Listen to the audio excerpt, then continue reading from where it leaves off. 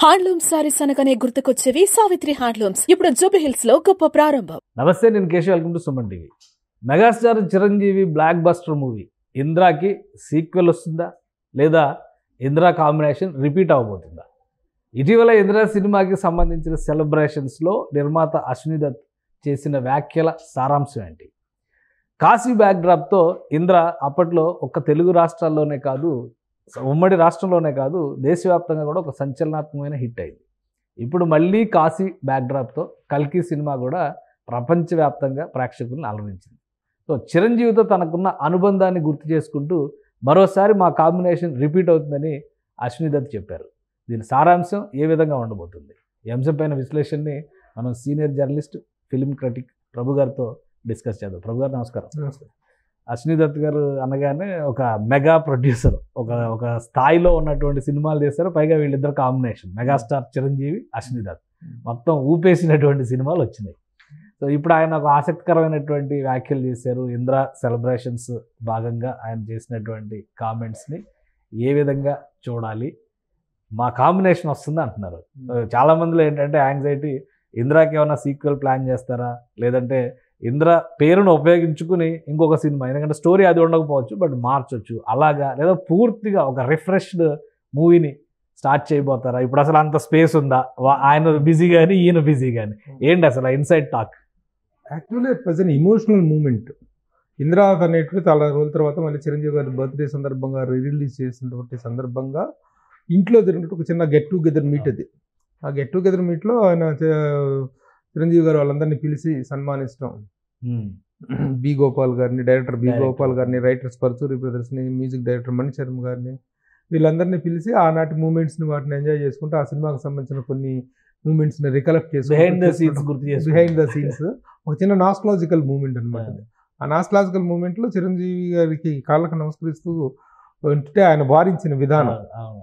అశ్విని దత్ గారు యాక్చువల్గా ఆయనకంటే పెద్ద అయినా, దీంట్లో కూడాను అనుభవంలో కూడా ఇట్లా పెద్ద అయినా, బట్ ఒక ఇమోషనల్ ఇదిలో ఆయన కాళ్ళకు నమస్కరిస్తుంటే ఈయన దాన్ని వారిస్తూ చాలా అపరాధంగా ఫీల్ అయ్యాడు చిరంజీవి గారు. ఆయన అంత పెద్ద అయినా అదేంటని చెప్పేసి అసలు యాక్చువల్గా ఇది నచ్చదు ఆయనకి. He doesn't like it much. అంటే అంత పెద్ద ఆయన ఈయన కంగారు పడిపోయారు చిరంజీవి గారు కూడాను. అంటే ఆయన అసలు ఇదే చేయకుండా అలా లేసి హగ్ చేసుకున్న మూమెంట్ కూడాను it's a very nice moment. ఇక తర్వాత వాళ్ళిద్దరిది చాలా ఇమోషనల్ బాండింగ్, ప్రొడ్యూసర్ గిఫ్ట్ కూడా ఇచ్చారు, పాంచజన్యం. ఎందుకంటే అశ్విని దత్ గారిది సినిమా జీవితం మొత్తం కూడాను 50 years ఆఫ్ దేర్ బ్యానర్లో ఎక్కువగా పెద్ద ఆయన రామారావు గారితో, అతనికి కెరీర్ స్టార్ట్ అయింది రామారావు గారితో. అంతకుముందు ఒక ఓసిక్స్ కథ చేసినప్పటికీ కూడా రామారావు గారితో జర్నీ చాలా పెద్ద జర్నీ ఆయనకి. ఆ తర్వాత ఇద్దరు టాప్ స్టార్స్తో ఆయన జర్నీ ఎక్కువగా సాగింది. మిగతా అందరి నిర్మాతలతో, అందరు హీరోలతో అద్భుతమైన సినిమాలు తీసినటువంటి ఉన్నప్పటికీ కూడాను ఎక్కువ జర్నీ అనేటువంటి వీళ్ళిద్దరితో సాగింది, రామారావు గారితో, చిరంజీవి గారితో. అంటే ఆ జనరేషన్ లో ఎన్టీఆర్ గారు, ఈ జనరేషన్ లో చిరంజీవి గారితో జరిగింది అనమాట. హరిబాబుతో, బాలకృష్ణ గారితో అందరితో ఉన్నాయి సినిమాలు. ఆయనకి హిట్ సినిమాలు, చాలా అందరితో హిట్ సినిమాలు ఉన్నాయి. అయితే ఈ సందర్భంగా కలిసినటువంటి ఆ రికలెక్షన్స్లో it was an emotional moment. అయితే నెక్స్ట్ మళ్ళీ ఇంకోసారి సినిమా తీస్తాను అనేటువంటి అనౌన్స్ చేయటం అనేటువంటిది కూడా చేశారు. కానీ ఉన్నటువంటి ప్రస్తుత పరిస్థితుల్లో how it is possible, how far it is practically possible అనేటువంటిది మనం ఆలోచించాలి. కానీ అంటే ఏముండదు, అశ్విని దత్ గారు కూడా ఫుల్ జోష్ లో ఉన్నారు కదా. ఇప్పుడు కల్కి ఎఫెక్ట్ తో బాలీవుడ్ లో ఉన్న అమితాబ్ బచ్చన్ గారు కూడా అశ్విని దత్ గారు 50 ఏళ్ళ నుంచి సినిమాలు చేస్తున్నారు. అమితాబ్ బచ్చన్ గారు ఈయన కాళ్ళ మీద పడిపోవటం అది వాటి వండర్ఫుల్ మూమెంట్ అది. అయితే చూడాలి ఇప్పుడున్నటువంటి దీంట్లో ఎంతవరకు ఇది పాసిబుల్ అనేటువంటిది. ఎందుకంటే అప్పటి ఇంద్రా తీసినప్పటి పరిస్థితులకు ఇప్పటి పరిస్థితులకు నిర్మాణ ఇది చాలా మారిపోయింది. మంచి కథ దొరికితే ఇది పెద్ద అసాధ్యం ఉంది. 4 సినిమాలు వాళ్ళిద్దరు కాంబినేషన్ వచ్చినాయి.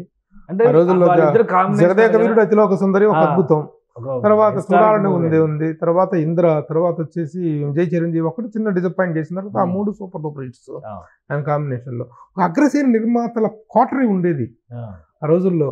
ఒక అశ్విని దత్ గారు, ఒక దేవివర ప్రసాద్ గారు, కాదు ఈయన కోటరీ చిరంజీవి గారి, దేవివర ప్రసాద్ గారు, అశ్విని దత్ గారు, కెఎస్ రామారావు గారు, ఈ విధంగా ఒక పెద్ద కోటరీ ఉండేది అనమాట. వీళ్ళందరూ చిరంజీవి గారికి లాగా ఉండేవాళ్ళు. అల్లు అరవింద్ గారు, వీళ్ళందరూ కూడా చిరంజీవి గారి తాలూకు ఇమేజ్ గర్డ్స్ లాగా చాలా ఇదిగా పనిచేసేవాళ్ళు. ఆ బాండింగ్ ఉంది వాళ్ళ మధ్య.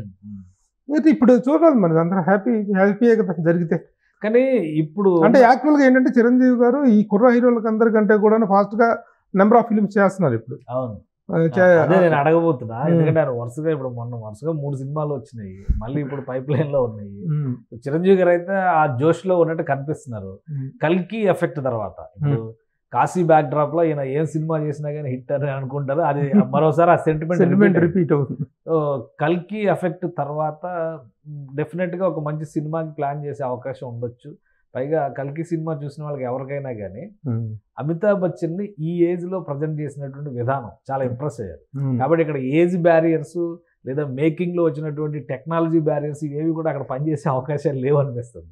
సో వీళ్ళిద్దరు కాంబినేషన్ మరొక జగదేక వీరుడు అతిలోక సుందరి అనేటువంటి కళ అభిమానులకు అలానే ఉంది. ఆయన ఒక సినిమా అనగానే ఇంద్రాలా తీస్తారా, చూడాలని ఉందిలా తీస్తారా అని కంటే కూడా జగదేక వీరుడు అతిలోక సుందరి రేంజ్. ఎందుకంటే ఇప్పుడున్న కాశీ పైన తీసిన కల్కి ఎఫెక్ట్ అంతా కూడా ఒక ఫ్యాంటసీ వరల్డ్ లోకి తీసుకెళ్ళి, సో అలాంటి రిపీట్ జరగడానికి, అలాంటి ఫీట్ మరోసారి రిపీట్ జరగడానికి ఏమన్నా స్కోప్? డెఫినెట్ గా కాంబినేషన్ టు సెట్ అయితే, కథన్ టు సెట్ అయితే ఆ సినిమా మాత్రం గ్రేటెస్ట్ హై ఫీట్ గానే ఉంటుంది. ఎందుకంటే నిర్మాణ పరంగా సునీల్ దత్ గారి సినిమాల తాలూకు మేకింగ్ వాల్యూస్ ఒకనొక సందర్భంలో ఒక విమర్శలు కూడా ఎదుర్కొన్నాడు ఆయన. సినిమాలో విపరీతంగా ఖర్చు పెట్టేసి చాలా లావిష్నెస్, ఆ రిచ్నెస్ కోసం విపరీతంగా ఖర్చు పెట్టేసి నిర్మాణ కాస్ట్ ఆఫ్ ప్రొడక్షన్ ఏం చేస్తున్నాడు సునీల్ దత్ అనేటువంటి ఒక విమర్శను కూడా అందుకున్నాడు. కానీ ఆ రిజల్ట్స్ చూసిన తర్వాత అందరూ ఎస్ మరి ఇంత ఖర్చు పెడితే కదా ఆ రిజల్ట్ వచ్చేది అనేటువంటి ఉదాహరణ జగదేక వీరుడు అతిలోక సుందరి. ఎంత ఒక చాలా కనువిందు అంటాం కదా, అలాంటి కనువిందు అయినటువంటి సినిమా. అప్పట్లో రకంగా పాన్ ఇండియా మూవీ లాంటిది. అంతే. ఆ తర్వాత ఇప్పుడు కనుక మళ్ళీ కాంబినేట్ సెట్ అయితే ఆ మేకింగ్ వాల్యూస్ మాత్రం ఆసారే ఉంటాయి. కాకపోతే ఇప్పుడు సునీల్ దత్ గారికి ఇంకొక యాడెడ్ వెయిట్ ఏంటంటే ఎక్కువ వచ్చిన ఇద్దరు కూతుర్లు కూడా చిత్ర నిర్మాణ రంగంలో అద్భుతాలు సృష్టిస్తున్నారు. కల్కి లాంటి సినిమా అల్లుడు combination is much added with other కూతురు వీళ్ళు ఎక్కి రావటం, వీళ్ళతో పాటు సినిమా మేకింగ్ వాల్యూస్ పెరిగిన నేపథ్యం, అందులో అద్భుతమైనటువంటి కల్కి అనే 1000 కోట్ల మార్కు దాటినటువంటి సినిమా రావటం, ఇవన్నీ కూడా యాడెడ్ ఫ్యాక్టర్స్. ఆయనకి జరగాల్సిందంటే చిన్న ఆరోగ్యం కనుక సహకరించి చేసినట్లయితే నీ వండర్ ఇస్ పాసిబుల్. సో ఆ ఫ్యాక్టర్స్ దృష్టిలో పెట్టుకొని చూస్తే అక్కడ మహానటి, ఇక్కడ చూస్తే కల్కి, చిరంజీవి గారికి సంబంధించి ఇవన్నీ చూస్తే కనుక ఒక పెద్ద సినిమాని ఎక్స్పెక్ట్ చేసేటువంటి అవకాశం. వైజయంతి బ్యానర్ తాలూకు ప్రతిష్ట ఇంకా ఇన్మడింపజేసేటువంటి ఒక సినిమా డెఫినెట్ గా వచ్చే అవకాశం ఉంటుంది. వాళ్ళిద్దరు కాంబినేషన్ కనుక సెట్ అయితే, అన్ని కలిసి వస్తే సెట్ అయితే. రైట్, థ్యాంక్ యూ ప్రభు గారు అభిప్రాయాలు తెలియజేసినందుకు. ఇది చిరంజీవి గారి కాంబినేషన్ ఏ విధంగా ఉండొచ్చు అశ్విని దత్ గారితో అనేటువంటి విషయంలో చాలా ఫ్యాక్టర్స్ ఉన్నాయి. అయితే కల్కి సినిమా చూసిన తర్వాత సినిమా మేకింగ్ విషయంలో అంచనాలు కూడా చాలా వరకు మారాయి, పెరిగిపోయాయి. కాబట్టి ఒకవేళ ఈ కాంబినేషన్ సెట్ అయితే ఇంద్రా 2 కాకపోవచ్చు, కానీ అంతకు మించినటువంటి సర్ప్రైజ్ గిఫ్ట్ అభిమానులకి ఖచ్చితంగా ఉంటుంది. ఆ రేంజ్లో ప్లానింగ్ కూడా జరుగుతుంది, మేకింగ్ వాల్యూస్ కూడా ఆ స్థాయిలో ఉంటాయని ప్రభు గారు విశ్లేషిస్తున్నారు. ఇది special discussion. Keep watching. Suman టీవీలో మీ పర్సనల్ అండ్ బిజినెస్ ప్రమోషన్స్ కోసం కింది నెంబర్కి కాంటాక్ట్ చేయండి.